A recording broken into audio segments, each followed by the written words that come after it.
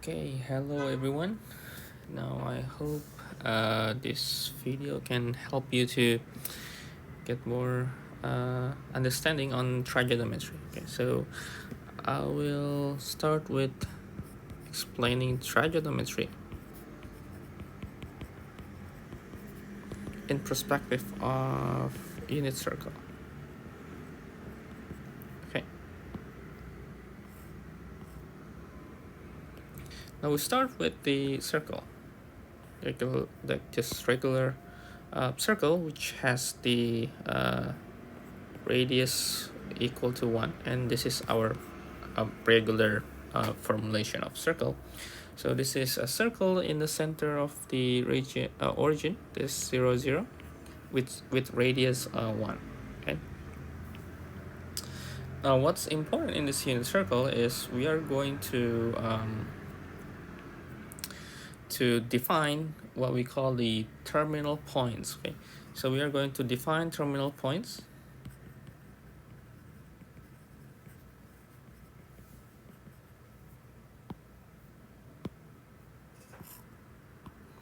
Okay, now if we look here, we could take if we take this yellow color point as our starting point, we could take this yellow point, go through this red arrow, this one, right? Or we could take this yellow circle into this way, right? This is what we call the terminal. Okay, so this is the terminal points. So terminal points, we can take it, we say it's t positive. Okay, it's going to be counterclockwise, and it will be t equal to negative if we take it clockwise. Okay, now this t is important to define our points on the circle. So for example, if you want to move that t at some radian, for example, let me make it a little bit bigger. Okay, now if we would like to take that t as equal to some value, for example pi over 2, we could locate our p, coordinate p, easily. Okay, in our unit circle point, we change all this t, and then we can also changing the coordinate of p, right? And you see that when it's 2 pi, it's going to revert its position back to the original coordinates, right? Now if we take maybe 3 pi, 4 pi, and etc., you will see that it goes around and around in a circle, right? It goes around and around a circle. Okay, now that's one thing that we need to keep in mind. Okay, so this just showing you that the circular has 2 pi at most for its full circle rotations. Okay,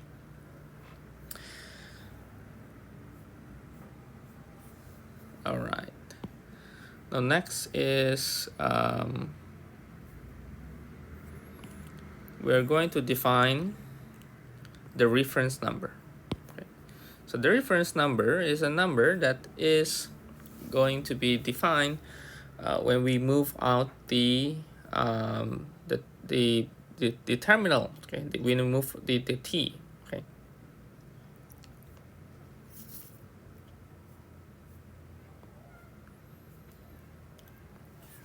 so let me think. Okay, so the reference number, we usually use the reference number with terms t. Okay, so let t be a real number, and the reference number is associated with t is the shortest distance along the unit circle. So this is the key point. So the shortest distance along the unit circle between the terminal point determined by t and x-axis. What does it mean is, if we move out this t, we move out, and then the point is at here, so we have the t equal 5 over 6. So the shortest distance from this point, let's say P, to the x-axis, that will be our reference number. So we could say that the reference number is pi over 6. Okay, similarly, when we move out 7 over 4 pi, we could see that this is being the shortest distance, which means that t will be pi over 4. The same thing here when we move out going clockwise, so we have a negative number now, so this t is less 0, right? So it means that we are going to have this as our shortest distance, which means it's going to be pi over 3. So we can find easily the terminal points using this reference number. So we could detect this P with our T, okay? And of course, this is really useful when we deal with the quadrants after the sections.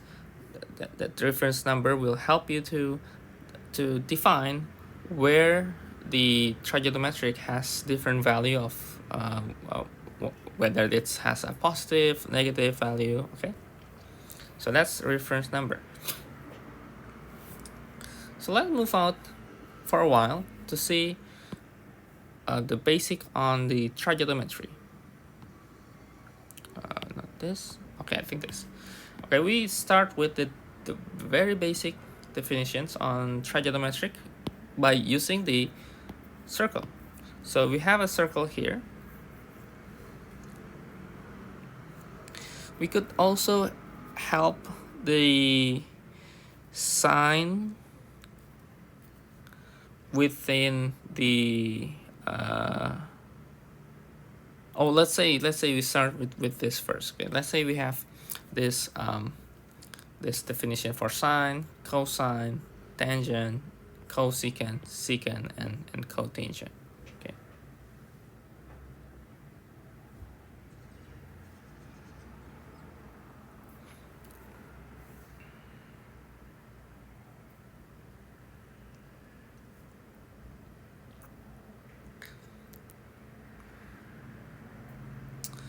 Okay.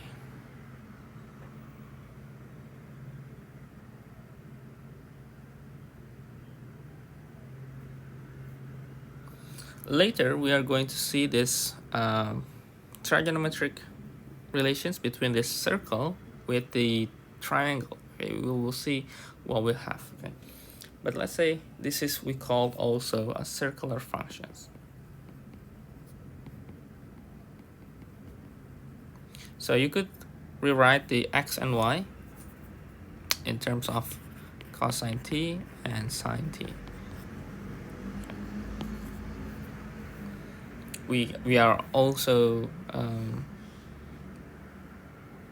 relearn or review of all of this in a polar coordinates. I think later on in the I think few chapters after this trigonometric. Okay.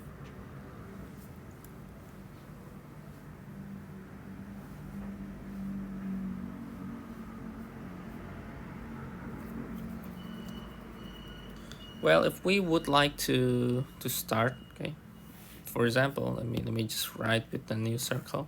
I haven't captured the picture, so let me just draw instead. Okay, let's say that's our circle. Let's say we have a T maybe around here to get easy illustrations. And then this is our point P. Okay, and this is a triangle to illustrate how this trigonometric has relations. Okay. So let's say this is OPQ, and this would be a theta over there. So this will be another right angle here. Okay. So we could say from here also that the sine of theta is PQ over OP. Or this is going to be some y over 1. So if we get also from here, or maybe this is not really going to be okay. So maybe this is p prime. Okay, to make it easy, let's say just p prime, just to avoid confusion with this other p here. So this is q prime, like that. So p prime q prime over OP prime. This is also equal to OP.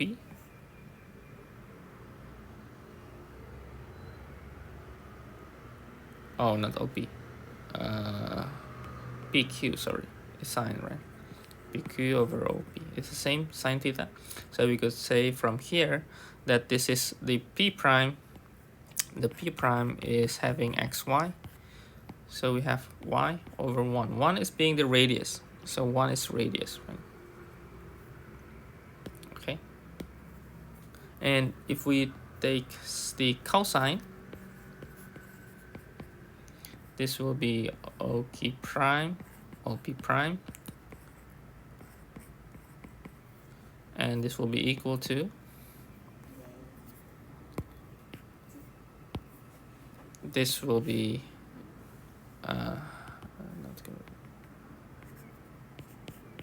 x, right? So we have x over 1. So this will be x, this will be y. So this is how it looks like when we relate this to our original sine and cosine from the triangle with the hypotenuse, adjacent, and opposite sides, right, from the triangle. That's why we have this sine theta is equal to y, cosine theta equal to x, and the tangent theta being y over x. Okay. So I hope you get the idea for that definitions as well. Okay.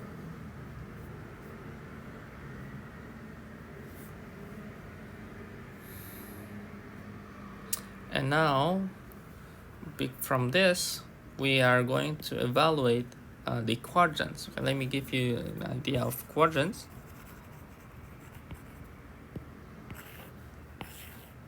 So we have, this is quadrant 1, quadrant 2, quadrant 3, and quadrant 4.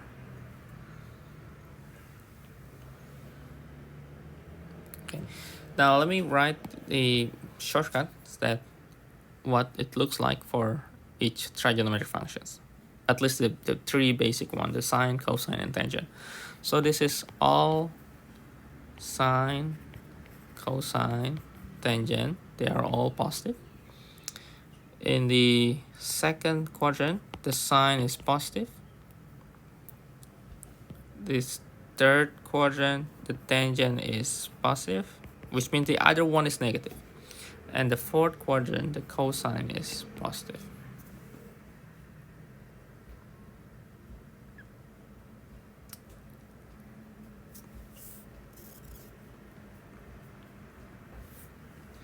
This can be proven by the simple unit circle relations, similar to what we did before. So if we take the P here, okay, this is xy, right? And x is cosine t, y is sine t. From here, the t is just between 0 and pi over 2, right? So all the sine and cosine between this 0 and pi over 2, it must be positive, right? But let's say we move this p to here. Okay, let's say p is here. Let me write different color. so that we are going to observe each cases. So in quadrant 2, the cosine t will be a negative, right? Sine from between, remember that this is from pi over 2 to 3 over 2 pi. Oh, not 3 over 2 pi, sorry. It's pi.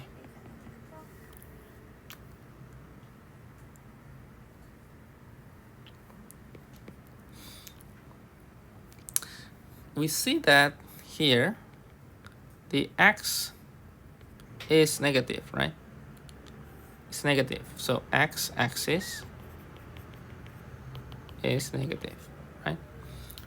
The first one, x is positive, y is positive. That's why we can also see that from our cosine and sine, they are always positive. But here, the cosine will be negative because we see from here that the x-axis is negative, okay? Now we move again to down here. Let's say the p is down here. This is negative, so y is negative, and x also a negative, okay?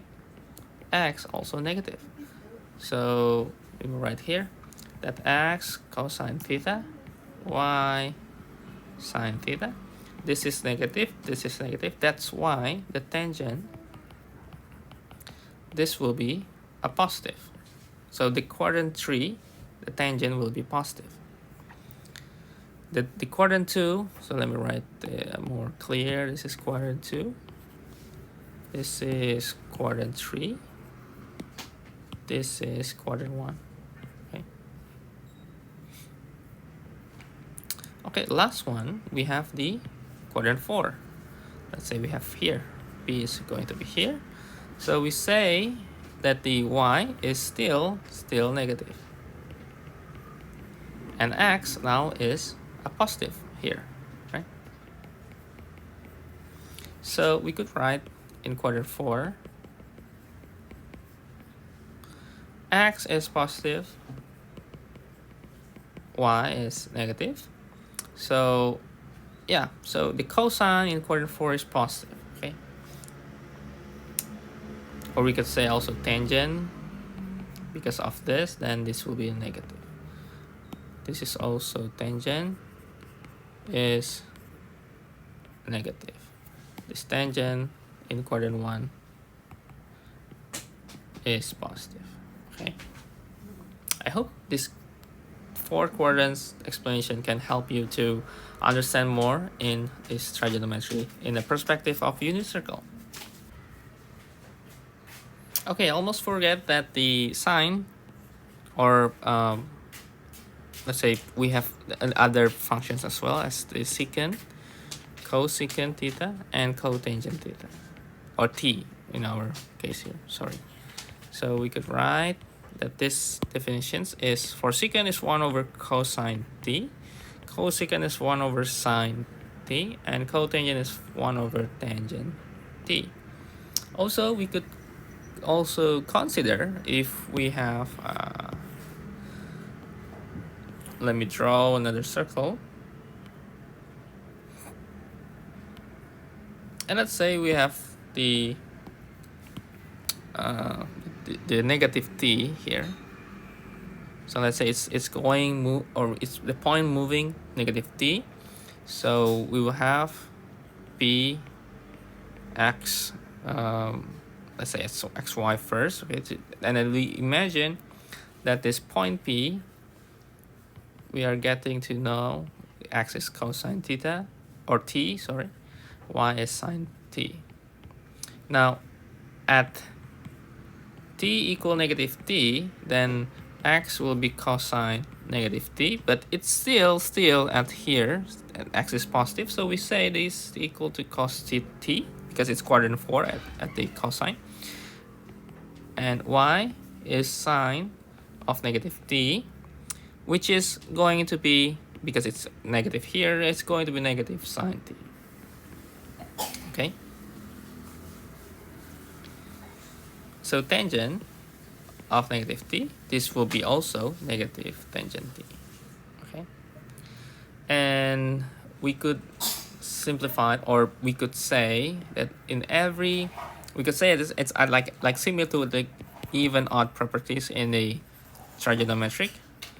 So the only positive when we plug in when t is negative t, the only positive is this, is the cosine and secant, because secant is of course 1 over cosine. It should be the same. And the other one will be, or will become, negative counterparts. Okay. It's related to the quadrant quadrant relations, the 4 quadrants we have. Okay. And before we continue, let me start with the fundamental identities in the trigonometry. Okay. So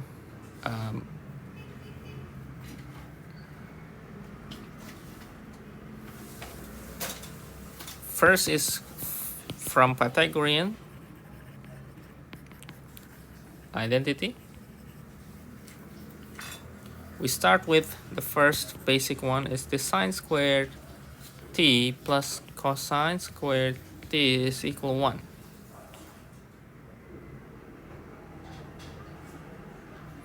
How we get this? This is, we are getting this relation from the circle x squared plus y squared equal 1, and we know that x is cosine t, y is sine t, so that we can make it into this Pythagorean identity. And then from this Pythagorean identity, let me write one more time. And let me just divide all with 1 over cosine squared t. Okay. Now this will be tangent squared t plus 1 equals secant squared t. Okay. Now this is another identity that is quite helpful and powerful when you learn more advanced mathematics like calculus or engineering of mathematics and so on. Okay. Okay, I think yeah, that's the just the additional informations.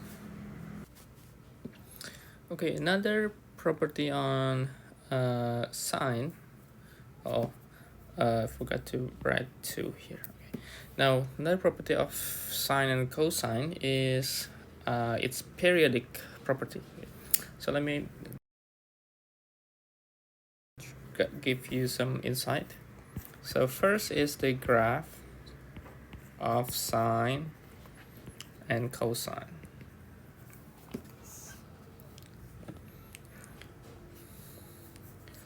Okay, we know that the sine,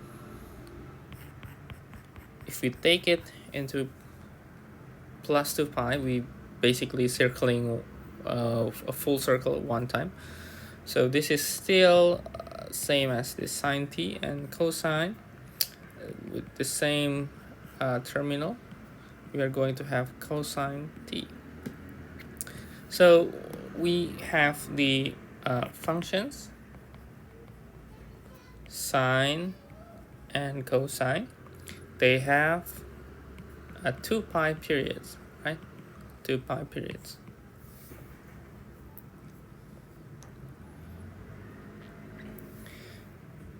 And we could see this from perspective on when we deal with the graphs. So when we try to implement our, for example, let's say we are going to observe from this unit circle. Okay. So this just to say that when t is moving, like from this point 1 here, the x equal 1, So t is moving, and then we have here, and we got this cosine and sine t0. That's the terminal, our t. And as we move, so from the first quadrant, go to the second quadrant, and then go to the third quadrant, and go to the fourth quadrant, we're going to see that it's going to give you how to say like behavioral periodizations, or you could say it's having the same maximum value. So for example, we have here, we have the maximum value, right, for y-axis, and then we have the maximum value for x-axis, and we have the maximum value for again the y-axis, and then its maximum value on x-axis and at the beginning, right? So we could transform this and write down in xy coordinate, and x, or t in our case, is our terminal. So we could work out the t from 0 to t0 here, and we could imagine that it goes along the way, okay, it goes up, and at certain point, let's say this point here, it goes to reach out the maximum at y value, okay, and then it goes down, and then reach 0, which means it goes down here, this reach 0 here, and then it goes down and until reach down here, and in which we are going to have the maximum value, or in our sense it's going to be the lowest one, the minimum value. But if you look at this part here, of course this is going to be the counterpart of the pi over 2, which means when pi over 2 is the sine value is 1, when it's 3 over 2 pi, this is 3 over 2 pi, the value is going to be -1, right? This is pi, right?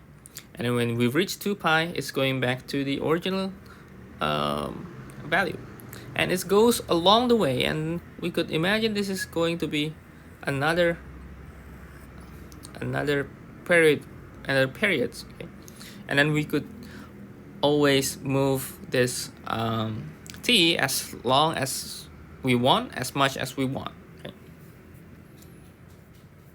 And of course we could trace all this point. We could trace all this point. Perhaps we are going to use the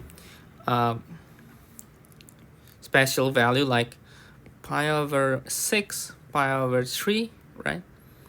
Pi over 2, and so on and so forth. If you would like also to pi over 4, it's also okay, in between the 6 and 3. Okay.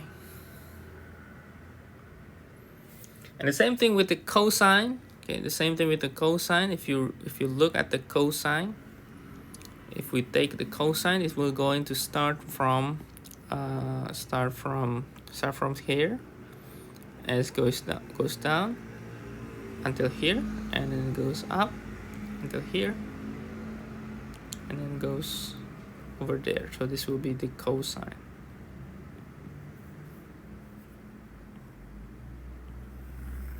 Okay, yeah, more or less that's how it looks like.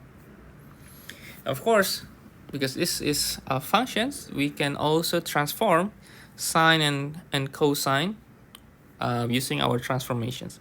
For example, if we have f of x is 2 plus cosine x, for example, which means that this is going to be our original cosine, and we plus the cosine, so we move the cosine upwards 2 units, okay? So I think I have the picture here, okay, like this, okay? So we move out from the original function here, move out to there, 2 units, so 2 plus cosine x. So basically the same as we have learned before in transformation of functions, okay? And if we have the g of x equal to negative cos x, so we could see that this is going to be we could see that this is going to be the minus, right? The minus of some functions. Let's say we have let y is cos x. So g of x is negative y, which means we are reflecting this cos x reflecting through the x-axis. So this is a reflection. So we reflect it through x-axis and we have this negative cosine x.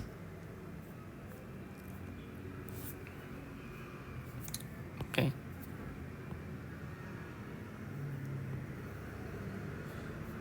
And also we also have the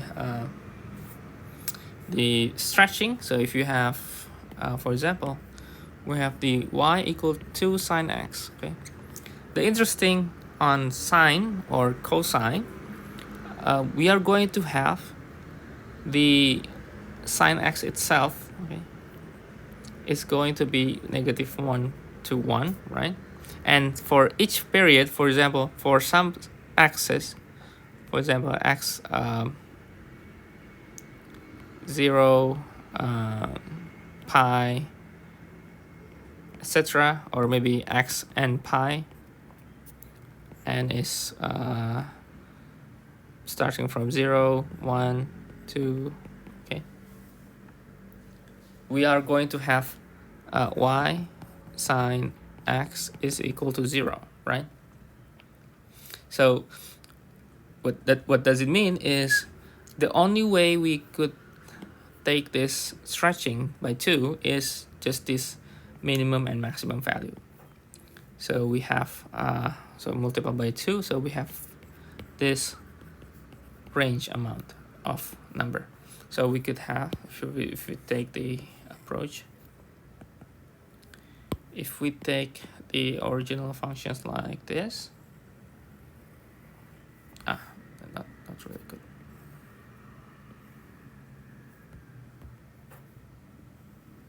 Okay, I said that's our sine x.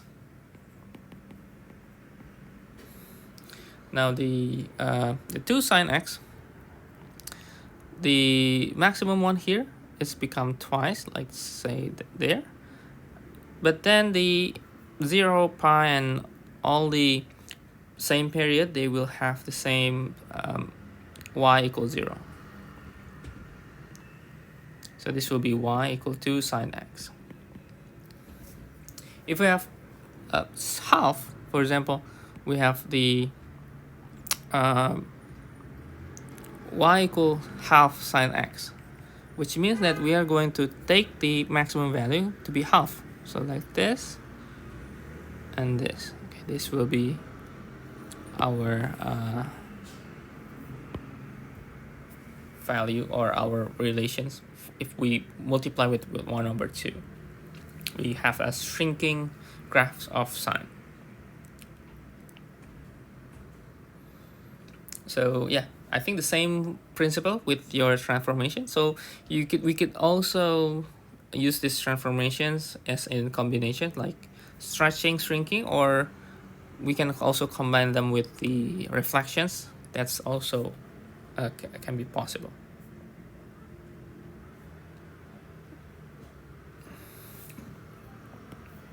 Okay, now another component or principle in sine and cosine curves is their period and amplitude. So we have the definitions for the amplitude and the period. So the amplitude, as we've seen from this example for the stretching, the amplitude is how far the sine will be curving. So for example, for the red color here, the most the stretch out for the sine is becoming this 2, right? So this will be y, or this is point pi over 2.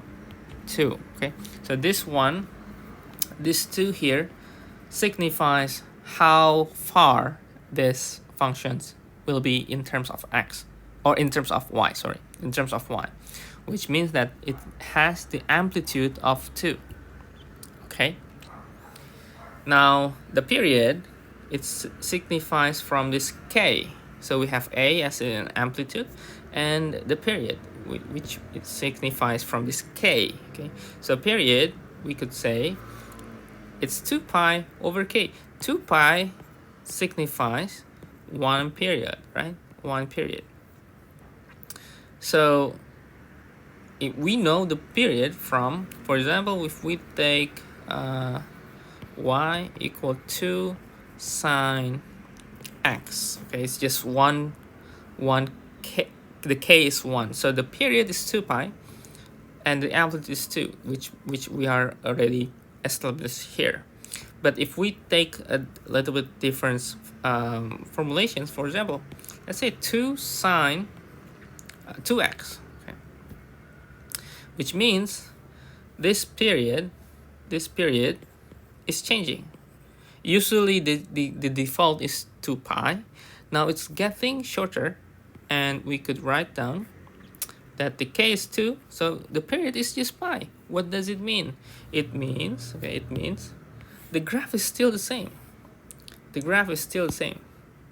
Like this, they are all perfectly the same.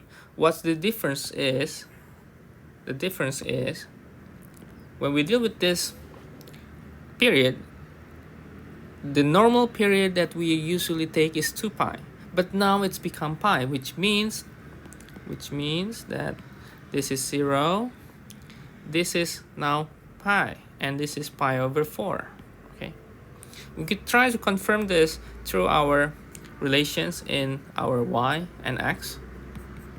We could check when x is pi over 4. We could check 2 sine 2 pi over 4, which means this is going to be pi over 2, the maximum value for sine.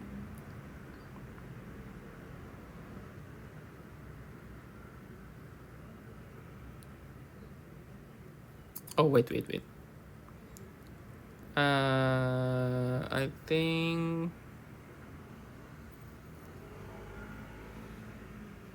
Oh, it should be 4 pi over 2. Yeah, is that really correct? The graph, but I wrote wrong. Pi over 4. Okay, pi over 4 here still is here, but it's now having this maximum value. Okay? And this is going to be the pi over 2, and pi, we have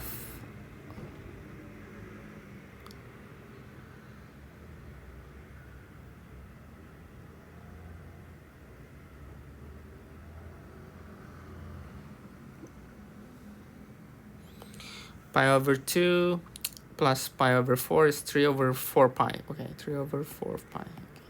Okay. Yeah, I think it's now correct. So basically what this is saying is we are having so instead of having, let me write here, the normal one that we usually get, okay, the normal one we usually get is here, right? The maximum value. Let's say it's going there and going there and going all the way here, right? Well, we have now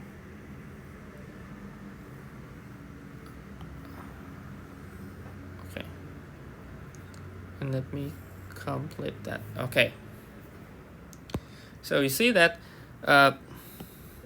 usually we have this 2 pi here, the period is 2 pi, but now it's shorter, so we have 2 period of the blue color. So let's say the color, so the blue colors is having 2 periodizations, while the red one is just having 1 period.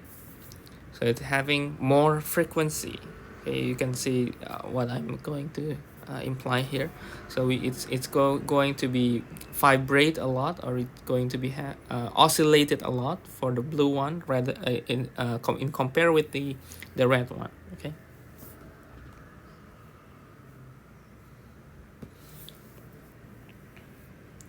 And the same thing if we take the, let's say 2 sine, and we take this into 1 over 2. So the period, so the period is 2 pi over half, or this will be 4 pi. Now this will make the period is going twice slower, which means that it's going to be up until here is another 2 pi. Okay, so we have, if we could imagine that this is going to be like this, really big, just one period. Okay, so it's half slower than the original one. Okay, so I hope you get the idea behind the amplitude and the period. Okay, now there is another one that should be implied here, but let me tell you in the next page. Okay.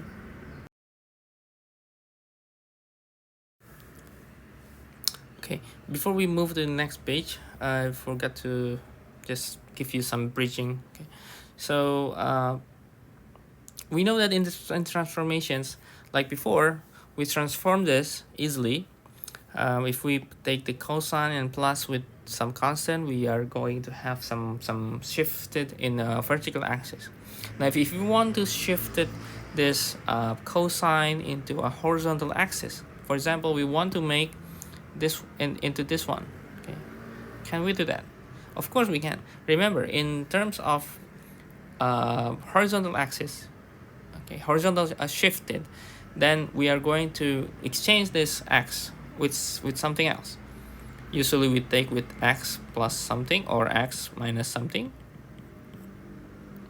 Okay, and that's what we are going to do. So we are going to see the shifted sine and cosine. So let me give you just first is just to see the difference from before, the stretching for the period, if we have different period. Okay, just to give you some idea and just some quick summary. And then if we have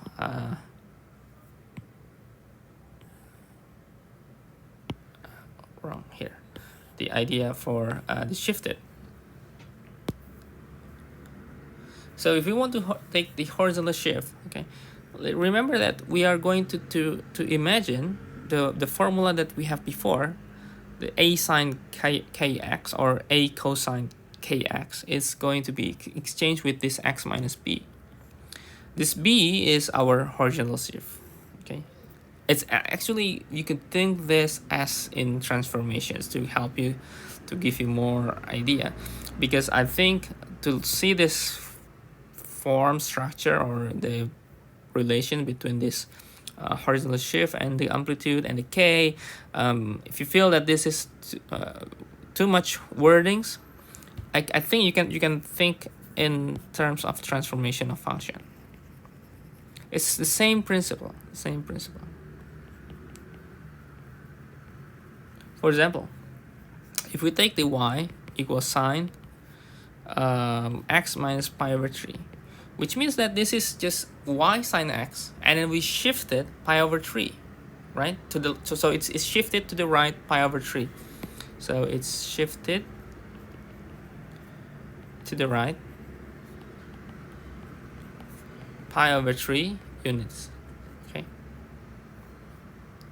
So if we take that, not this one.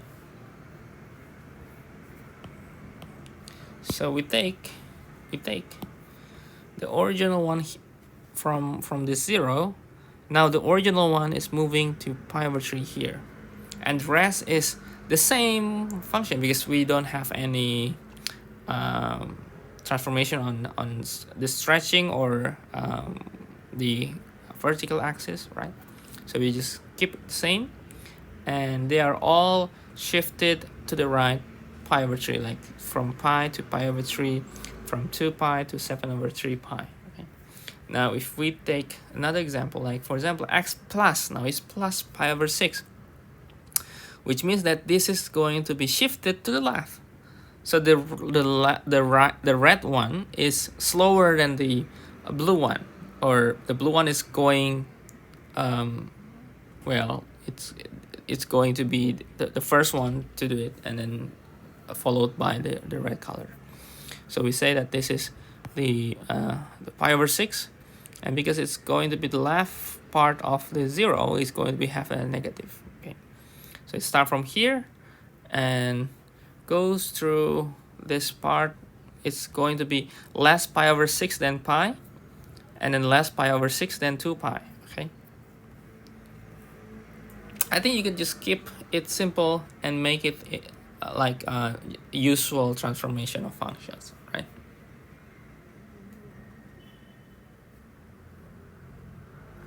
Now if we take y equal to 3 sine 2 x minus pi over 4. Now this is quite a little bit challenging, but still we could see that this is going to be the amplitude, and this is going to be k. So we could take this into our period first if you want to check the period. So we have the period of pi. So we could see that this is going to be, if this is our normal period, if this is our normal period, so instead of 0 to 2 pi, it's now having this pi. So 0, pi, and this is pi over 2. So this will be pi over 4. This will be 3 over 4 pi, right? And then the amplitude is changing 3. So we could say, let me write, this is y sine 2x, let's say. And then let me change color and make it 3. So maybe 1, 2, 3, maybe here. So this green, dark green here is our, it has amplitude 3. Okay, so this will be y 3 sine 2x. And then we move out pi over 4. So we are going to move from 0 here, going to be here. Okay, so going to be this pi over 4. So we are going to have, more or less, it's going to be like that. Okay, or let me give you the clear picture, this picture. Okay, so we have a horizontal shift pi over 4. Pi over 4 is here. We have a period pi, and we have all shifted pi over 4. So usually we have pi over 4 is our maximum value. Now we have pi over 2 as our maximum value, so it's a little bit going to be here actually, right? And then we have a 3 over 4 pi, and then pi, and then 5 over 4 pi. This is the after shifted to the right of pi over 4 horizontal shift. Okay, so that's it, the amplitude, period, horizontal shift. Okay,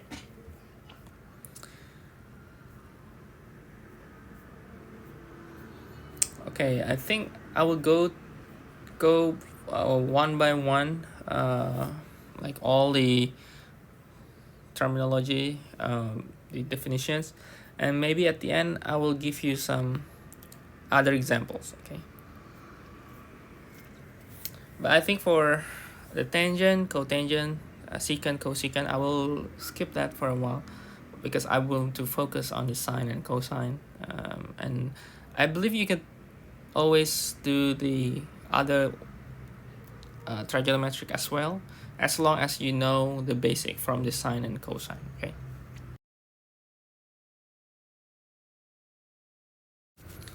okay, now we are going back to just adding some points here that I think we can skip for a while, but let me just take this, oh, not this, okay, here. Okay, some graphs, or cases, the tangent, cotangent, cosecant, and secant. Now I think for the tangent and cotangent, you can see that because the cotangent is actually 1 over tangent, you can see that it's kind of reversing the graphs on the tangent, right? And for tangent, the important thing here is every period of this pi over 2, 3 of pi over 2, minus pi over 2, minus 3 over 2 pi, this is what we call the vertical asymptote. So I believe this will be one property that this tangent has. Okay, that is really unique, and for that moment, every time you have a tangent that its value is going to be closer to infinite numbers, then the angle should be around pi/2 or another periods. Okay. And for cosecant and secant, because cosecant is 1/sine, right? And secant is 1/cosine.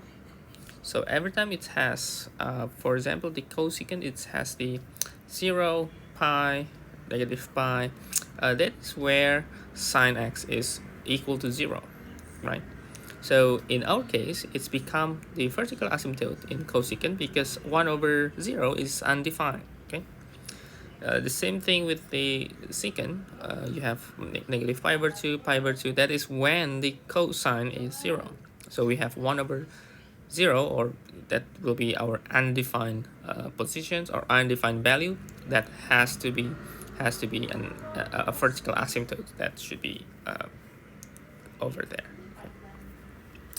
Okay, now the next section is thing I need to mention about the inverse of trigonometric.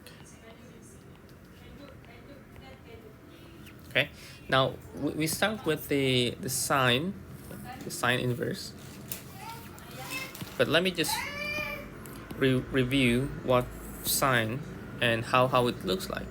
Now, if you remember, the inverse, it needs to be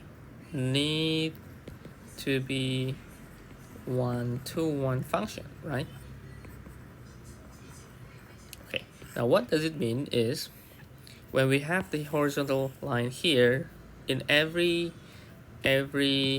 possible aspect, for example here, we see that when we draw this horizontal line, it's crossing this 1, 2, 3, 4 points on the sine x, which means that it's not 1-to-1 function. So to make our definitions true for the inverse, then we need to make sure that the function is 1-to-1. So how do we make up that? One way is to restrict the domain. So this is restrict the domain.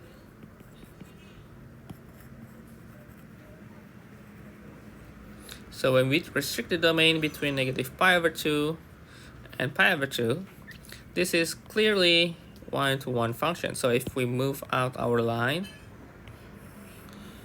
up and down, we see that it's perfectly 1-to-1 functions. Okay, so that's how we define our inverse. So when we have this, okay, when we define this, then the sine inverse, if you remember what the inverse really is actually, if we draw, let's say this is okay,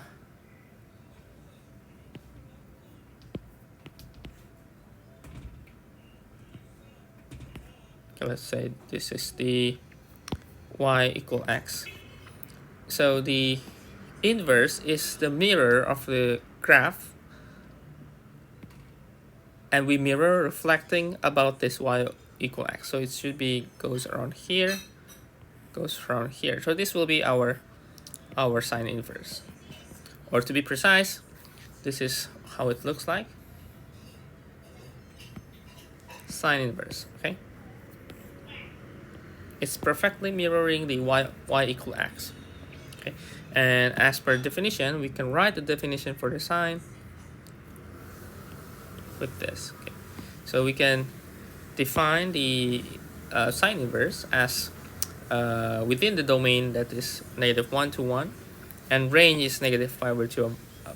This range is defined at the first restriction for our domain of sine x.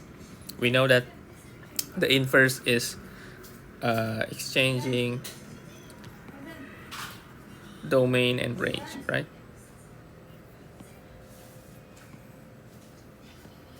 So we have the sine inverse now. And also, because we have this inverse, then we could also write down this property, which is the cancellation property. So if you put inverse, the sine inverse inside the sine, then you will get x. And if you put sine x inside of the functions of the inverse of sine, then it's also going to be x. Okay.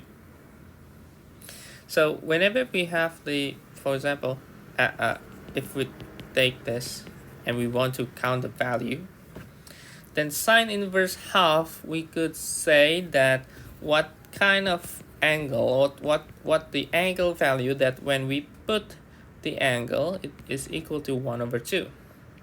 It's supposed to be pi/6. Okay. And remember, although the sine will be a positive value in the quadrant 1 and 2, we are just considering this quadrant 1 that is positive because of this domain. Okay, because of the domain. So because of the domain, or the theta, or maybe theta, this is to explain why we are only having this pi/6, okay, for the inverse.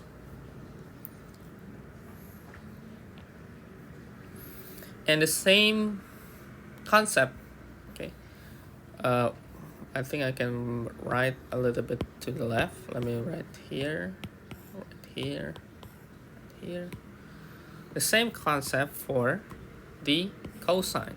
Okay, so cosine, it has the same property with the sine, and we can also denote this as in arc cosine. Okay, and the differences is on the domain and range. Okay, well, the domain is still the same, -1 to 1, but the range is 0 to pi. Okay.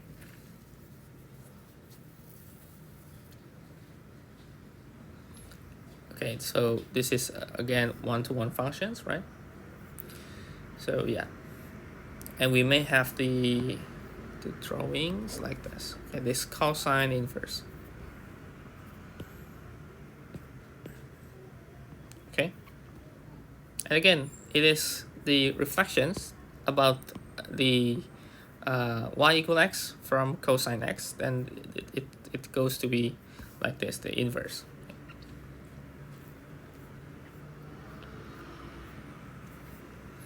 Okay, the next one, so after sine, cosine, the next important functions is, oh, I forgot to mention that we have also this cancellation property, the same as the sine. So let me put here. I think it's too big, maybe a little bit smaller here.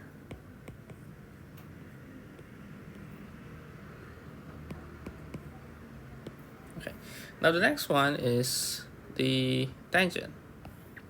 This is also important in the inverse, and we can also have the cancellations property. And how it looks like is, we take this, okay, because the tangent has a unique property that it already has the asymptote, so we can take the inside or between this asymptote, okay, as our domain restrictions.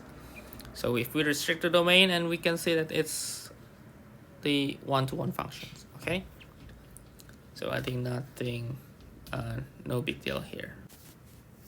Okay, before we continue, let me just remind on the Trajman's ratios that we really talked this in the previous slides, but let me just make sure that you got it correct. Okay, so you have at least you need to know the definition on sine, cosine, and tangent. Okay, the other part is their counterpart, which is their reciprocal of sine and cosine and tangent. Okay, so sine is opposite over hypotenuse, cosine adjacent side over hypotenuse, and tangent is opposite over the adjacent. Okay, I think this is supposed to be familiar with you. Okay, and then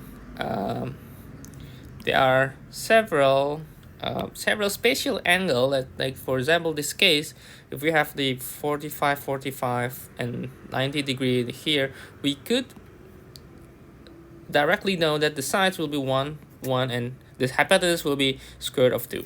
Of course, we can prove this through our Pythagorean formula also. And I think this is one case that it's spatial. Two cases, I mean. The other case is when we have 60, 30, and 90. We have 1, 2, and square root of 3. Okay, that's one way to look at the spatial value or the spatial angle for this for the relation on sides. Okay.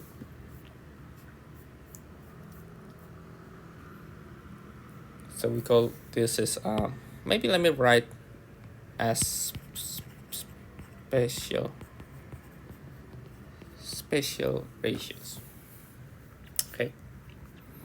Now we are continuing the inverse. So inverse of sine, inverse of cosine, inverse of the tangent.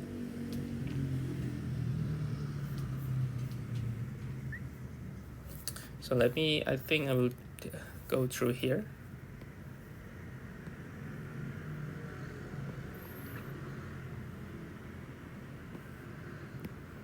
Let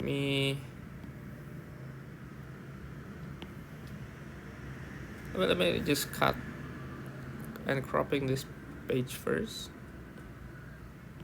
Okay, now we could have this relations because of this inverse, and we could write the like for example the sine inverse x equal y, and we can write that it's supposed to be sine y equal x. Okay, that's the same thing. Also, we could write this three inverse, sine inverse, cosine inverse, tangent inverse with each domain and range. So yeah, they are from the restricted domains, and because of that it's one-to-one function, if you remember. Okay, now what's important here is if we have the, for example, the questions that asking cosine sine inverse 3 over 5.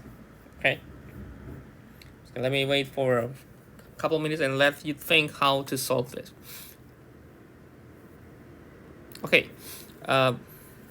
we could let theta as sine inverse 3 over 5. Okay, and theta is, or maybe let me write the theta is in between of minus pi over 2 and pi over 2.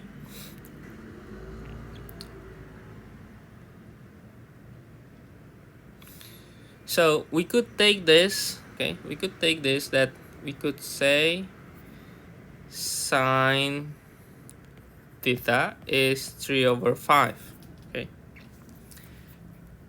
we could take into our triangle that this is a theta, this is 3, 5, and because of the Pythagorean we know that this will be 4.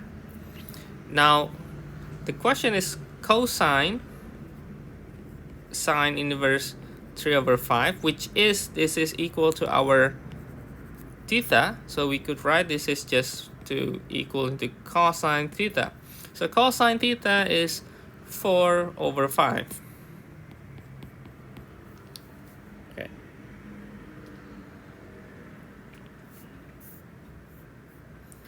Okay. Now another example that is important within this inverse trigonometric functions is if we want to write, like for example, sine cosine inverse x. Okay, so write this, so write let me rephrase the questions. So write as algebraic expression in x. Okay, so we could start as usual. We could let maybe some theta or any variable you can choose as cos inverse x. So we could have cos x as theta. Oh, cos theta equal x, sorry. And then we could take this into our triangle.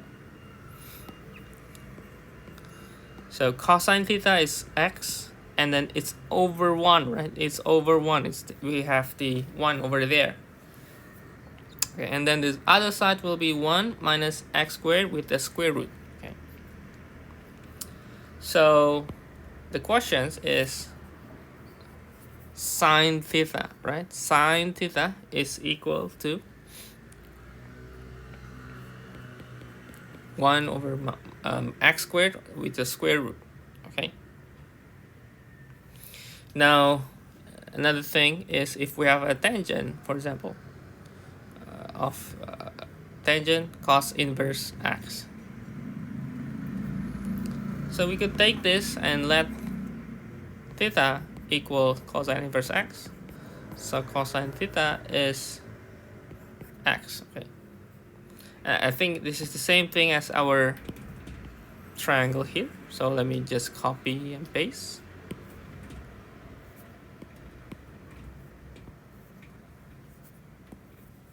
So tangent theta is square root of 1 minus x squared over x.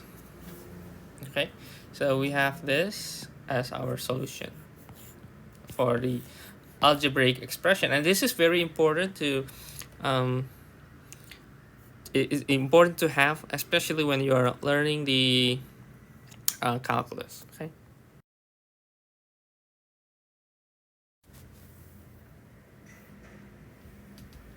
Okay, now the next section is the we call it the law of sine and law of cosine. So we start with the law of sines first. So law of sines is, first we begin with the triangle. So if you have an angle, for example here, angle alpha, beta, and gamma. Okay. Or maybe you're not making this into our angle, just like A, B, C, that's also our angle. So if we have sides angle, or sides angle, or angle sides angle, or sides angle, as you know maybe from your previous study on mathematics, especially I think in the junior high, you know that we can make that as our definition of triangle. So we know that the triangle is determined by 3 of its 6 parts. So we have 6 parts. For example, the sides is having 3, right? 3 sides. And the triangle is A, B, C. So we have a 6 parts, angles and sides. Okay.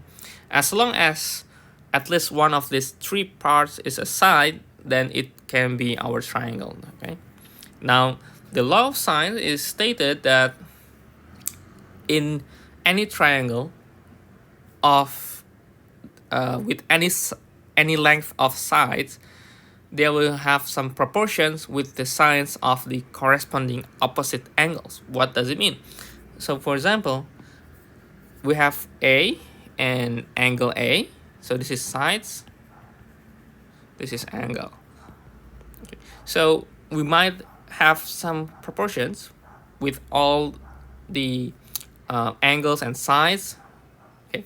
So we have sine A divided by sides, that is in the opposite direction, is A, is equal with sine B, and then equal with sine C. Okay. This is what we call the law of sines.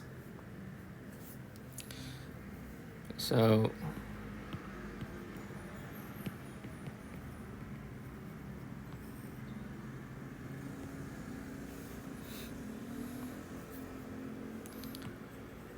how to prove this?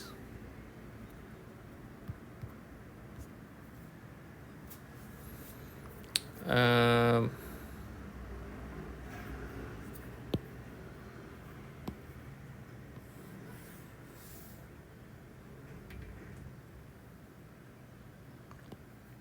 let me make another triangle here to prove the law of sines. So let's say it's ABC.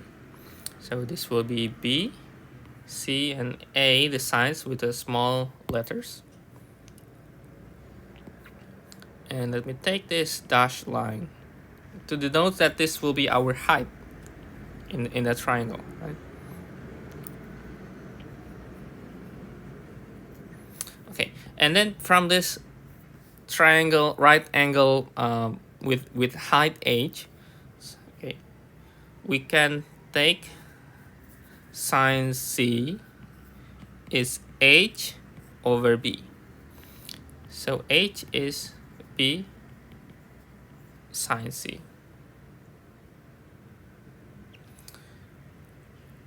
So the area of the triangle ABC with the height h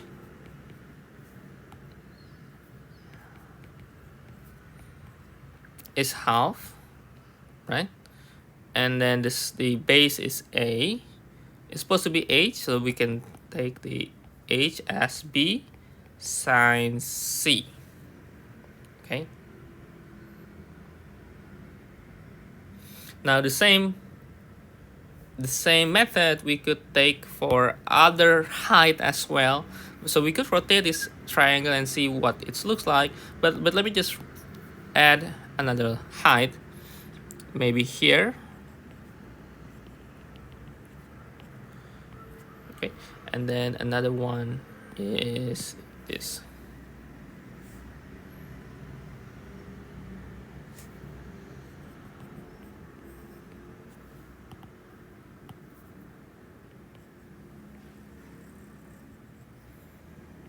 Okay, let's say that's our height also, and we could take the same approach to calculate the triangle, and then we can have that, and then also proven that this all area will be the same.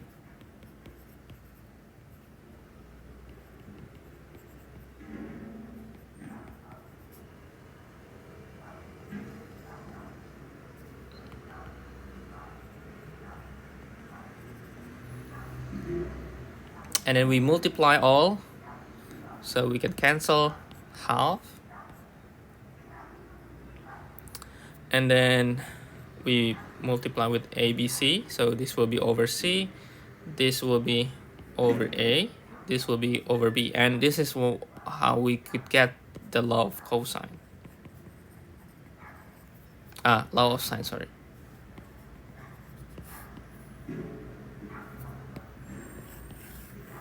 Okay.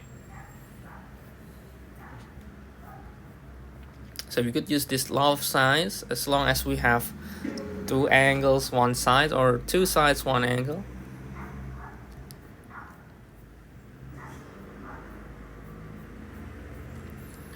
Okay, now the other aspect aside from law of sine is the law of cosines.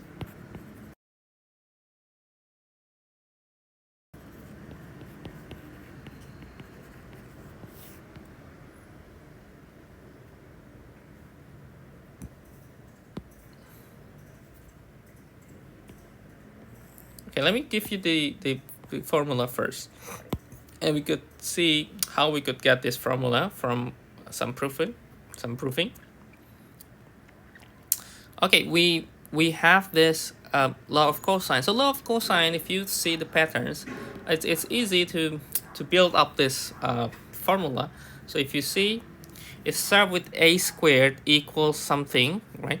So a squared equals b squared plus c squared minus 2, still b, c, but the cosine is equal to a, cosine a. And the same thing with the b squared here, equal a squared plus c squared minus 2ac, and then the cosine goes back to the b. And then c squared, also the same, c squared, and then the other sides, a squared plus b squared minus 2, that side, the same side, and then cosine that angle, the C. Okay, I think it's easy to build up, and I think it should also easy for you to see and look at the pattern. Okay, look at the pattern. Okay. All right. Now to prove this, we are going to use the. Okay, let me write here. Let me put this in the sides.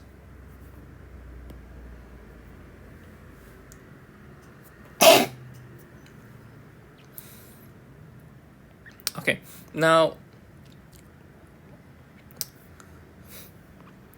to give you some idea, okay,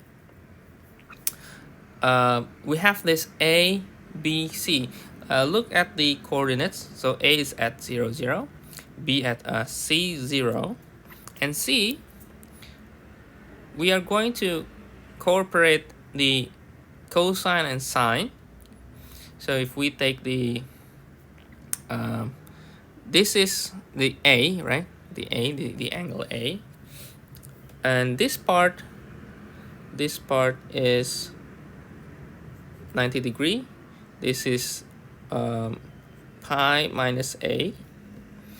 So the total angle on the triangle is pi equal pi over 2 plus pi minus A plus something here that's supposed to be equal to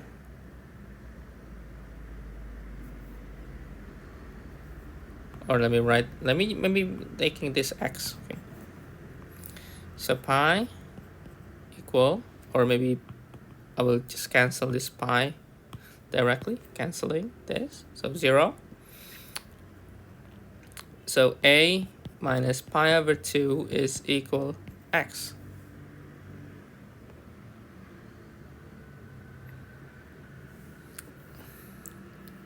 So this will be A minus pi over 2, and in the cosine or sine, they are complement each other. So we could take that as our alpha, or our A.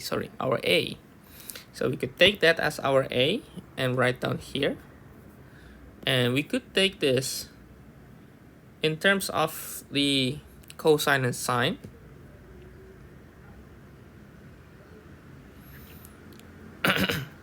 So let's say this is x, this is y. So cosine A is y over b, okay, or y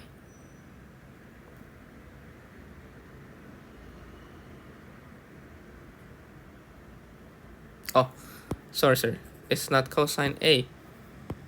Let me just write with the A minus pi over 2. So this is cosine A minus pi over 2. So this will be equal to sine A. Okay, I think that because of the, if you remember to prove this true, if you remember how this cosine like that, right? And the sine is going to be like that. Okay. The difference between this is pi over 2, right? So sine is pi over 2 on the right. Okay, so it goes pi over 2 first. The face is going to be pi over 2 first, and then it's cosine. Okay, so you could think, or you could think that sine is actually cosine, but you shift it to the right, pi over 2 units. Okay, I hope you get my point. Okay, so we could write this, and sine A is y over b, so y is b sine A, and sine A minus pi over 2 is equal to x over b, or x is b cosine A. So we get these two coordinates, so we could write down as this C. Okay. Now the next thing is we are going just to write the Pythagorean formula. Okay, Pythagorean formula.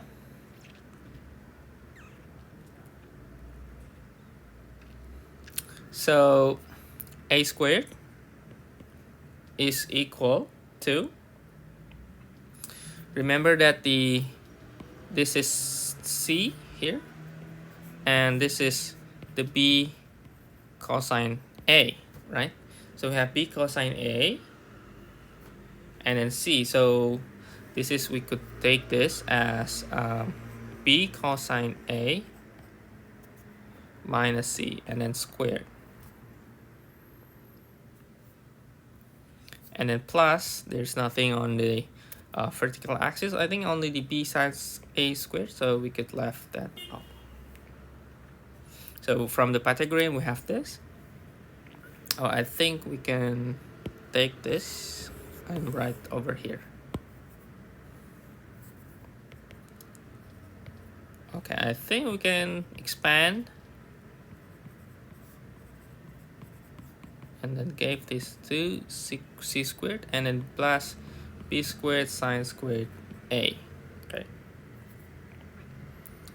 and then take the B squared and then cos squared A plus sine squared A and then minus 2BC cosine A, and this will be equal to 1, right? So we could write A squared equal B squared plus C squared. Oh, I forgot the C squared, maybe right here. Okay. And then minus 2BC cosine A, and this is proving the first one here. And with the same techniques, you could get the other one as well. Okay.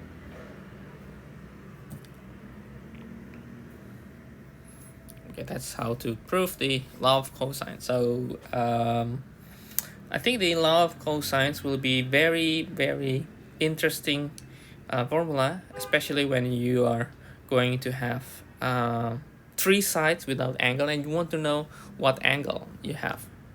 So you could determine the cosine of that angle, right, from the 3 sides of the triangle.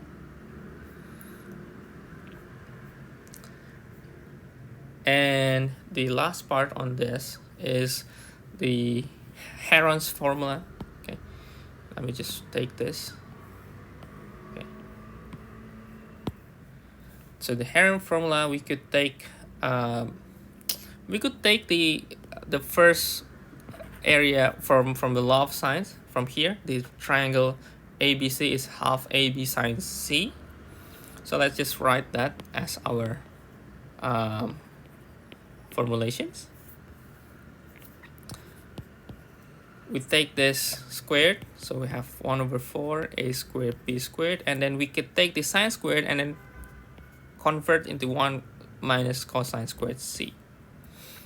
We could factor out this.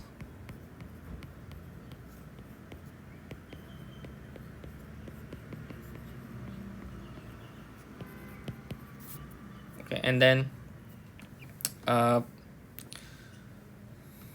remember that in law of cosine, we could take the cosine C equal A squared plus B squared minus C squared over 2AB. This is from the law of cosine, and we just rewrite the formula. So we could take this and plus this with 1 and also plus this with 1. Right? So we could do that. So 1 plus cosine C is, we take this and plus 2AB plus A squared plus B squared plus C. C squared, sorry. Oh, minus, sorry. Okay. Now what next is we could take this into our factor with a bracket.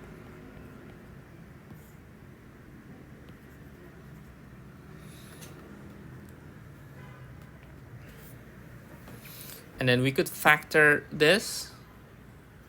It's the same thing as the A squared minus B squared, and then we have A plus B a minus b, right? So we could do that for this one.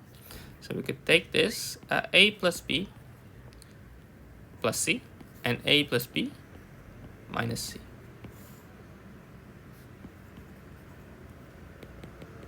This is still 1 plus cos c.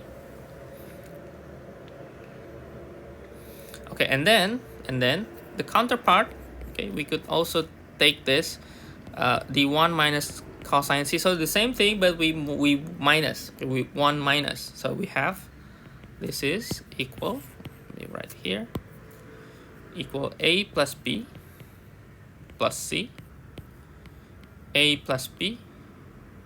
Oh, I think better to write from c first. So c plus a minus b and c minus a plus b over to ab.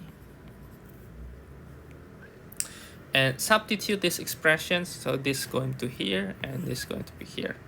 So a squared will be 1 over 4 a squared b squared, and then write all the things here.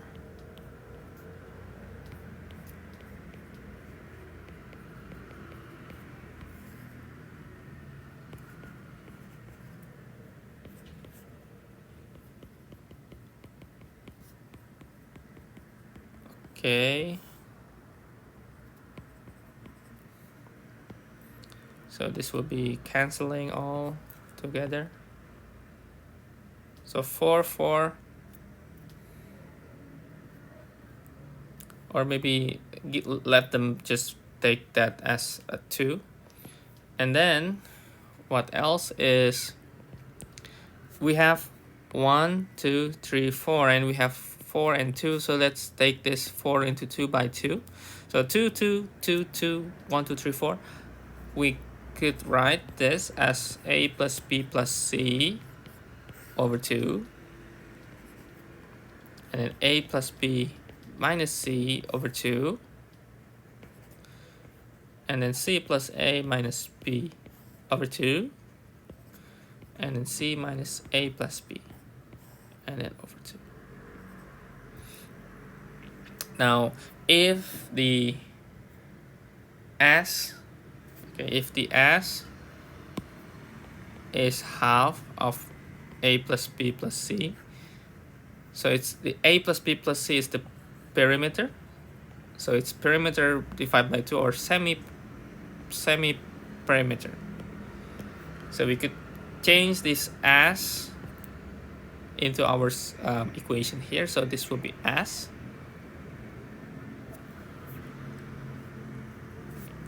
And then this will be s minus c, s minus b, and s minus a.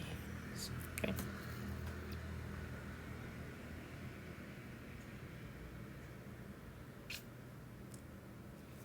And then this will be a squared. So a is square root of this s, s minus c, s minus b, s minus a. So if you have 3 sides and you want to know the area of the triangle, you could try to do this Heron's formula. Okay, it's interesting. Okay.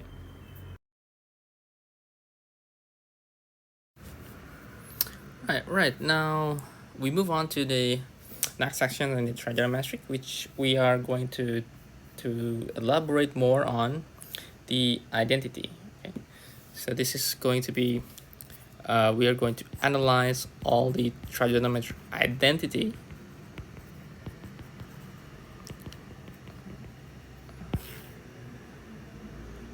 okay.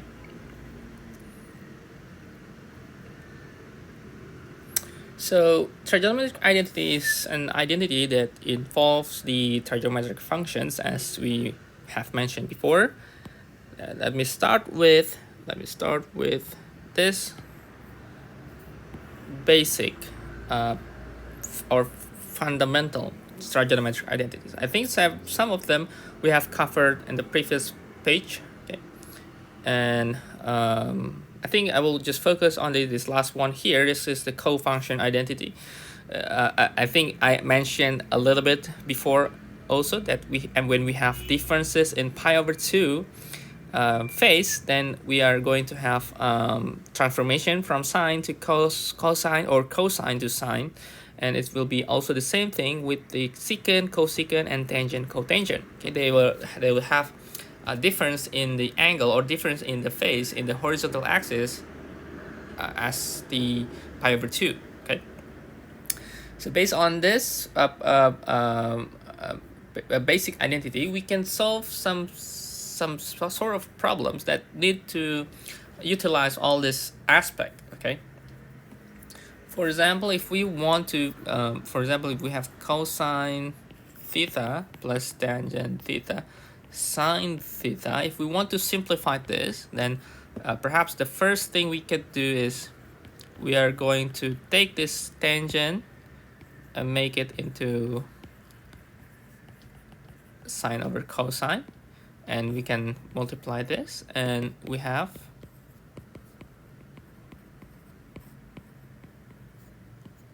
so we could take this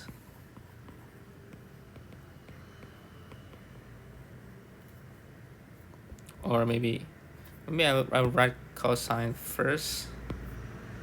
So cosine squared theta plus sine squared theta, which is equal to 1. So this is 1 over cosine theta, or we could say that this is secant theta. So we could simplify some of the expressions that involves the trigonometric functions. Okay.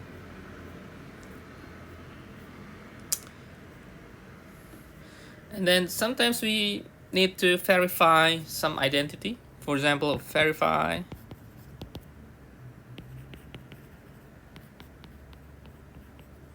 or maybe whether this is true or not, right?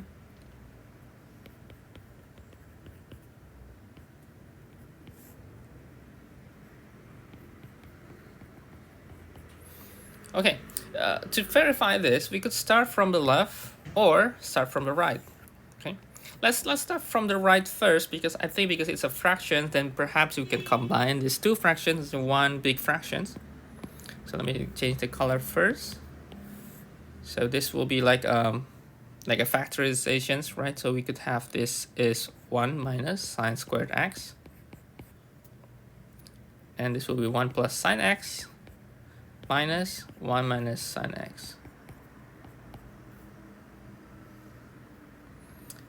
So we have sine plus sine is 2 sine x, 1 minus 1 is 0,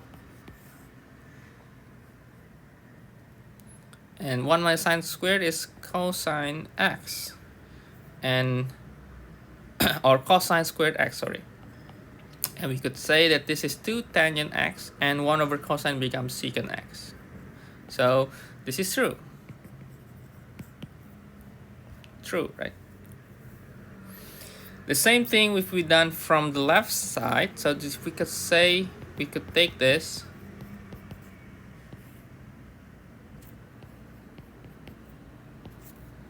and then we have sine x, cosine squared x, and then basically we are reversing the process, and we get the 1 minus sine squared x to sine x.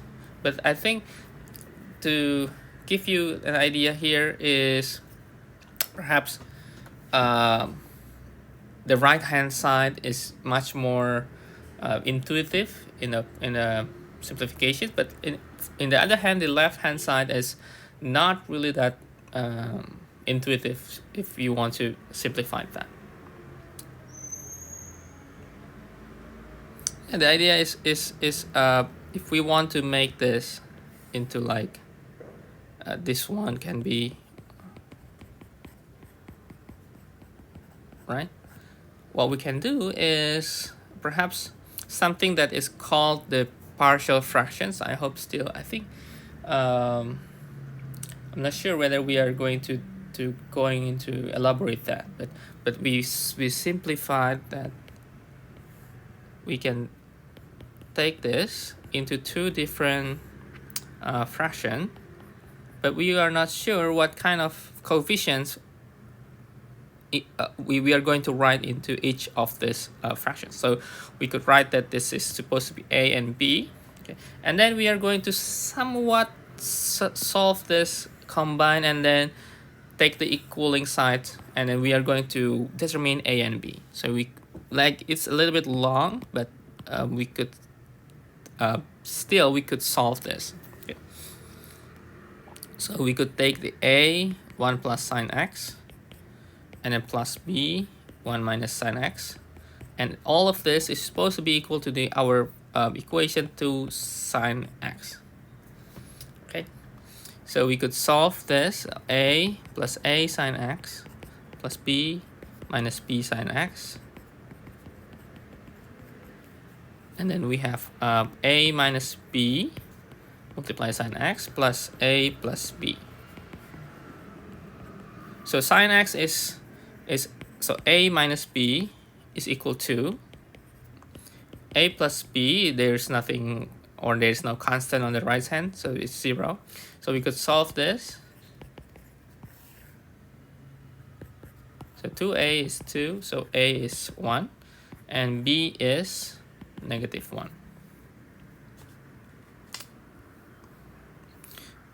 So we could take this and write down that this can be written as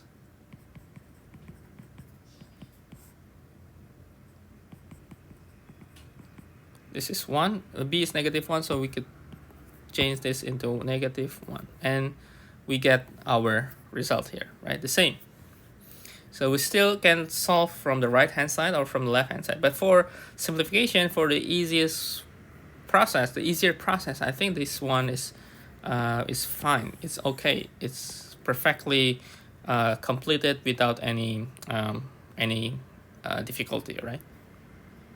But if you try from the left hand side, so I think you need to do some, we call this a partial fractions. Okay. So partial fractions. Okay, if you take calculus, you will see that this partial fraction will be very, very important.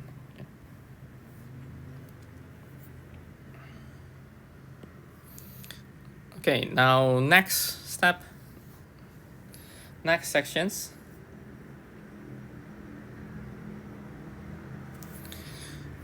But still verify whether it's true. Verify cosine x 1 minus sine x equals secant x plus tangent x. Okay, if we start from the left, if you notice, we are a little bit stuck here if we are not sure how we deal with this. But remember that whenever you have one and you have a sine or cosine, perhaps we multiply with its conjugate. What does it mean? So it has 1 minus. Remember that when we have a squared minus b squared in algebra, this is going to be a plus b, a minus b. Okay, so imagine that this 1 minus sine x is our a minus b. So we are going to multiply this with a plus b. So to make it come true, we multiply with 1 plus sine x over 1 plus sine x. Why? Because we know that when we have 1 minus sine squared, we could transform into cosine squared. So cosine x, let me just write 1 by 1. This will be 1 minus sine squared x. Okay.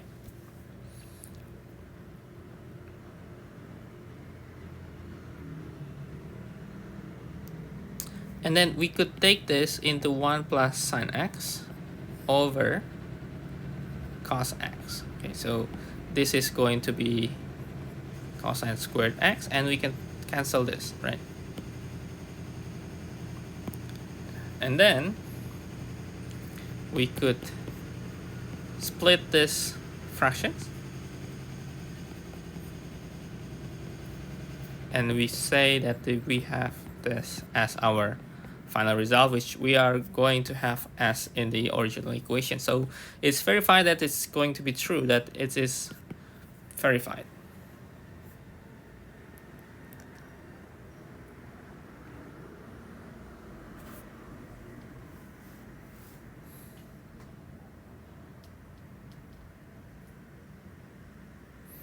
Okay, another example.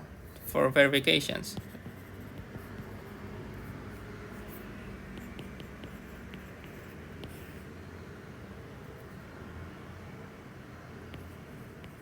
You could try this part and take this right hand side and then prove that this is going to be the same as in the left if you want. Okay, I will leave that to you. So proof now the 1 plus cosine theta over cosine theta equal tangent squared theta over secant theta minus 1.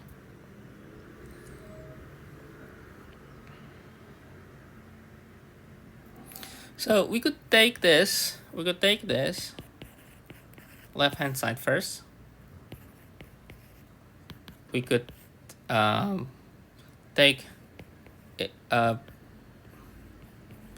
its side, and somehow we see that this is become secant theta plus 1. Okay. Well, we could stop here for a while, so we have like half process here, and take a look from the right hand side. So we could also do this. And the same thing, we have secant minus 1, right? You could say, but we have secant as in the tangent. If you remember that the tangent squared theta is secant squared theta minus 1. How do we know this is true? First is, remember that we have always this as our fundamental, right? And then we divide all by cosine squared. We have tangent squared theta plus 1 equals secant squared theta. So now we could write the tangent squared as secant squared minus 1. Okay, so I think as long as you can utilize this fundamental identity, you should be able to simplify all other identity as well. Okay, so from here we could write secant squared theta minus 1, and we can factorize.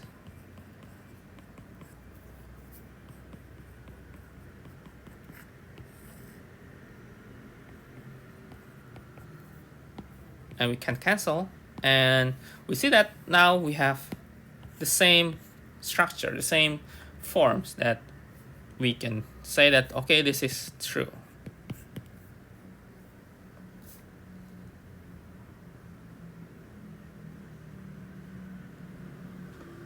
Well, if you could say we start from the right hand side only, then perhaps this is what we can offer. So secant theta plus 1. Okay, so we could take this into 1 over cosine theta plus cosine theta over cosine theta. Okay, and we could say this is going to be cosine theta 1 plus cosine theta. So this is the left hand side, right? Left hand side. Okay, it's okay. But I think if you just like take half process and then take another half process, and you see that it's kind of the same structure, you can also verify this identity as well. Okay.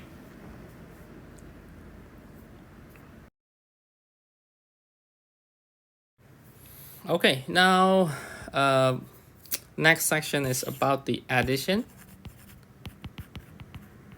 and subtraction.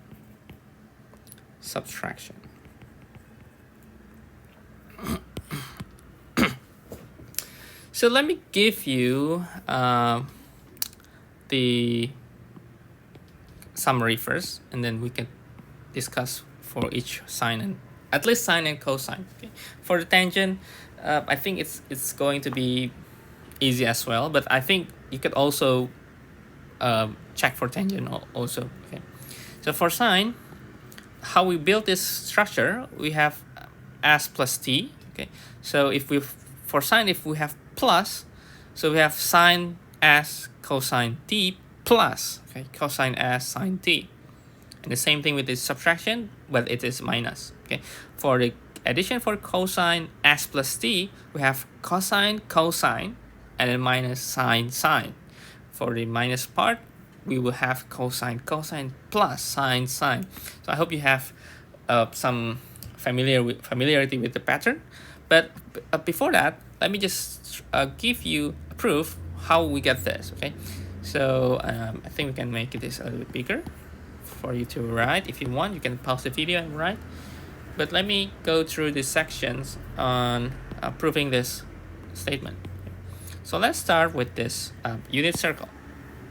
Remember that we have unit circle and we are going to move around the circle. So we have two particular points that we are going to move out is P and Q. So for P, we see from the P0 to P1, and for Q we can see from Q0 to Q1. Okay. So let's say this P0 is on 1, 0 coordinates, and P1, okay, P1, remember that we are going to move, so the T is between P0 to Q1, and from Q1 to P1 it's S. So at P1 we have XY, right? Let me write XY, but X is cosine of S plus T. Okay, and for Y it's sine S plus T also, right? Now moving out to the Q0, now the blue one is having negative S as the counterpart of the S in the red curve. So Q0 will also have, let me write in XY. So we can take this X as cosine of this negative S, right? And Y is sine of negative S. Let me just keep a negative S inside this coordinates. Okay. And in Q1, the X is cosine T, Y is sine T. Okay. Oh, I think we can just write this as cos S because it is in the quadrant 4 for cosine, and for the sine, because it's quadrant 4, it need to be right in terms of negatives. Okay. So if we see from here, we know that because it's moving with the same terminal, the same T S, S plus T, and so on and so forth, we see that the P0, P1 and Q0, Q1, these two distance here, this is the first one, and this is the second one. These two distances are the same length, right? So we could write that the distance from P0, P1 is the same as the distance from the Q0 and Q1. Okay, so we can use the distance formula, or we could say that we could just using the Pythagorean formula to prove it. So the P0 and P1 is the cos S plus T, okay, cos S plus T,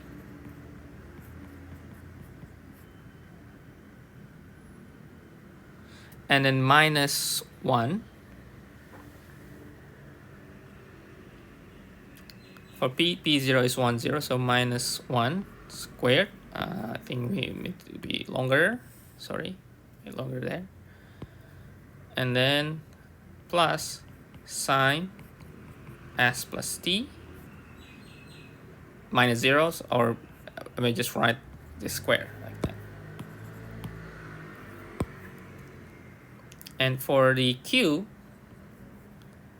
I think I will write this a little bit to the left.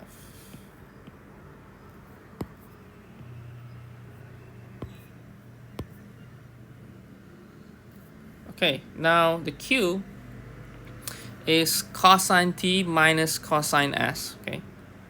Okay, if you feel you cannot imagine how the distance work, let me help you with the green color and make a triangle here.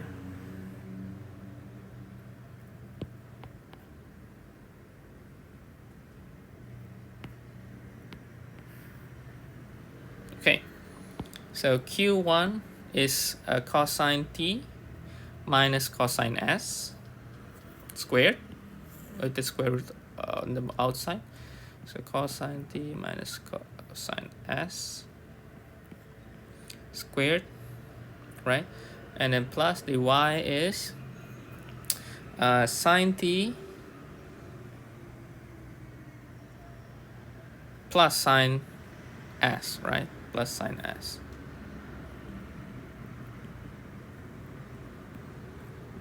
Okay. And let's solve this two. We can squaring both sides. So I think we can write with blue color. So cos squared s plus t minus 2 cosine s plus t plus 1, okay, plus sine squared s plus t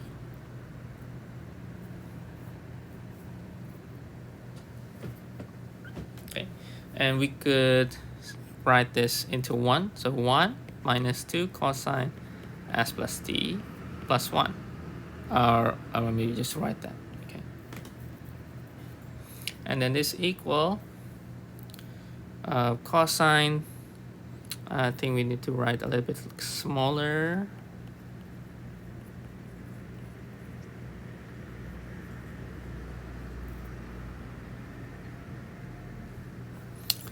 I think I will write going down here. Okay, sorry. 2 sine t sine s plus sine squared s. Okay. Now this part, this part, this part, this part, they are going to be 1, 1, so it's going to be 2. So we are going to equaling this to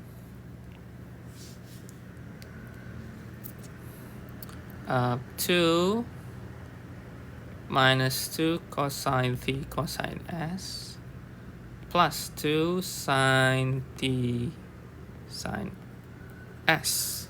Okay.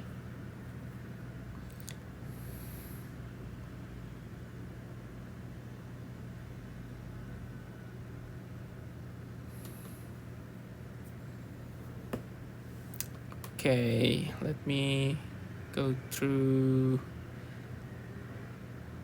cosine squared, sine squared. Oh, this is 1 plus 1. I'll forget to write 2. Okay, now this is correct. Okay, and then we take this, canceling this 2, canceling the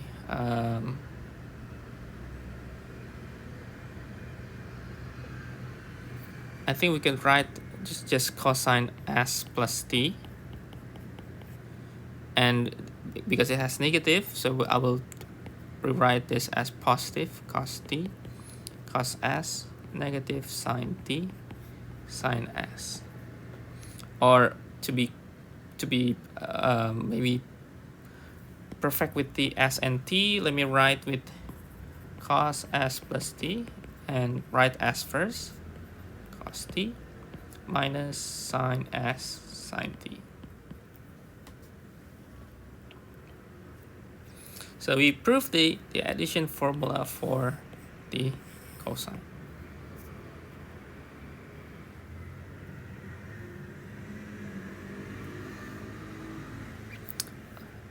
And if we want to prove this, so sub t with negative t, so we are going to write down this s minus t.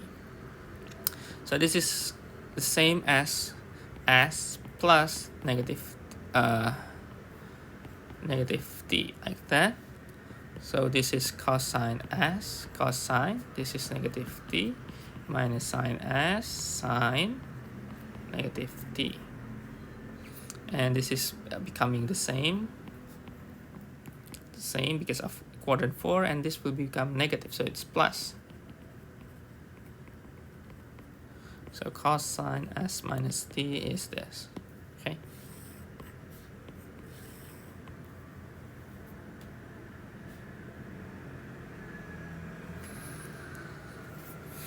Okay, the other part for the sine I think I will move here to check. Okay, if you remember the co-functions, if you have sine pi over 2 minus x, this will be equal to cosine x. And if you have cosine pi over 2 minus x, this will be equal to sine x. Right? So if we have sine s plus t, we could write this as in the cosine pi over 2 minus s plus t, right? Okay.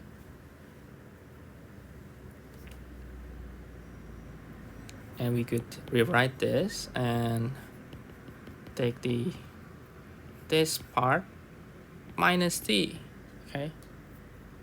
We could write this also. And so based on what we have before this one, right? So we have cosine and then cosine negative t. I think, let me write a bit left. And then minus sine and then sine negative t. Okay, we change all to sine s, and then this will be cosine t because quadrant 4. This will be negative sine s, and sine negative t is negative sine t, so it's going to be plus, and then sine t. Yeah. Oh, it's not sine, it's cosine.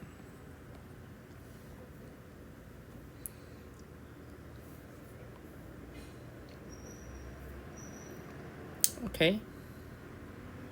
And the same thing with the sine s minus t. You can do the same thing, but using the different t.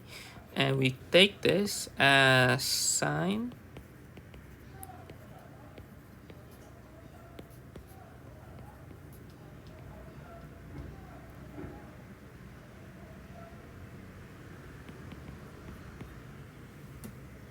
okay.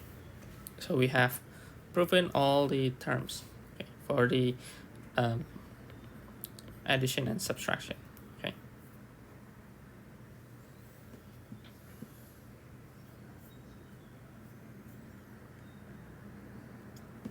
And these terms for the addition and subtraction is also can be utilized in proving the identity as well. So we have, for example, we have 1 plus tangent x over 1 minus tangent x equal tangent pi over 4 plus x.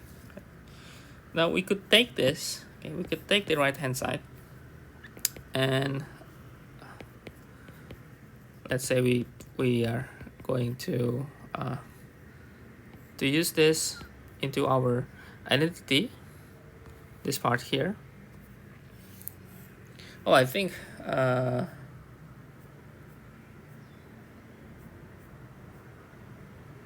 actually how to get this is basically we are going to have sine s plus t divided by cosine s plus t, and using all this information from here and here, we take some times to simplify, and you will get this immediately, the tangent s plus t and s minus t. But I think you can do that. Okay, you can try as well. So from the tangent formula, we take this and we get tangent pi over 4 plus tangent x divided by 1 minus tangent pi over 4 tangent x. And of course, this is equal to 1. And this is equal to 1 minus tangent x. I think from the left hand side it's a little bit difficult to prove the right one, so I think the right hand side is the best way to verify. So it's true, that is true, this is verified.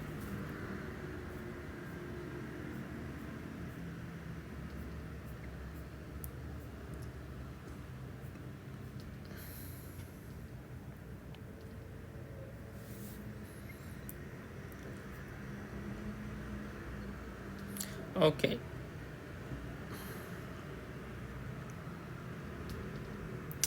Now we also have another expressions that we could write in this trigonometric identity. Let me check the, yeah, we could write this as well. So if we have a sine x plus b cosine x, we could write in terms of the x plus the psi or epsilon or some angle there, and the k is equal to this square root of a squared plus b squared, and this angle is satisfied with this.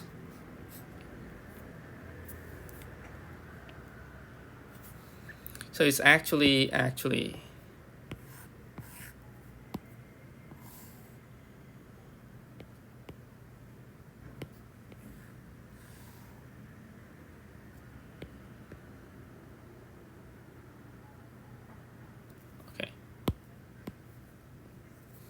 So this psi,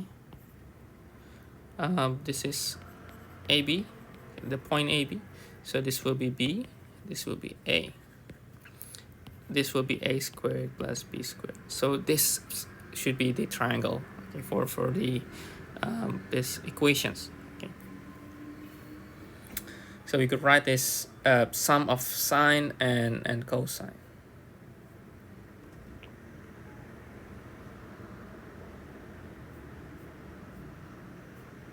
But it's not really not often that this expression appears unless you are focusing on, I believe, some parts in harmonic expressions for physics. I think you will see this expression as well. Okay. Okay, I think that's all for this basic math lecture. The rest of the trigonometry will be delivered next week. I hope next week we can have some exercise as well. And I think if the quiz is so let me write the quiz for the quiz 2. This is chapter 3 and 4. For the preparations, I upload the attachment. So please check attachment. This is for exercise. I forget I wrote how many questions. I think 8 or 9, or maybe, yeah, maybe 8 or 9. 8-9 questions. Check that out. The question on the quiz supposed to be more or less have the same quality with the exercise, okay, for some parts. Okay, so if you can do the exercise really well, I believe for the quiz you could also do well, okay, for a quiz. The quiz is supposed to be delivered on, I think, from Thursday. So from Thursday or maybe Friday. I think Friday, if I'm not mistaken. I already make announcement, but you can check the Moodle later, okay, on Friday. I think from Friday I will give you 4 to 5 days to complete the quiz. Okay, so don't miss the quiz. Okay, we only have the quiz, final exam, and then I think some projects that we are going to have I think on December. Okay, so we only have 3 main exams, and plus some activity like homework, like class activity. Okay, and next week we are going to have a class attendance. Okay, so next week is 14, so Monday 11, okay, 14 November we have class. Okay, so offline class. So this offline class we are going to focus on the trigonometry, and also I think we could move also to another part, which is the polar coordinates. Okay, so we could take that as our subject, okay, for next week. Okay. Meanwhile, for the November, I forget the dates. Let me check the dates first.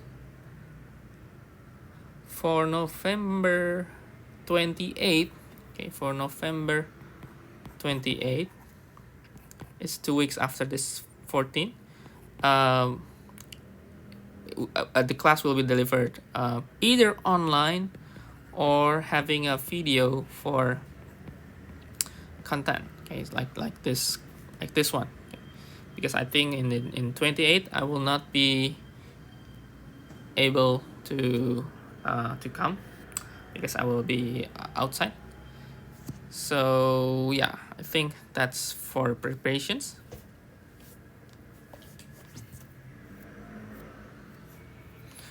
So hopefully you can do the quiz really well. Okay. And expected the final exam is maybe the end of the December. Okay, maybe 3rd week or 4th week of December. Okay, depends on what chapters we are going to focus. Okay, and I think not all sections will be our discussion. I will maybe skip some parts on that sections, and maybe just give you the necessary points. Okay, now I will finish this class and see you next week offline. Okay, we will be having an offline class next week. Okay.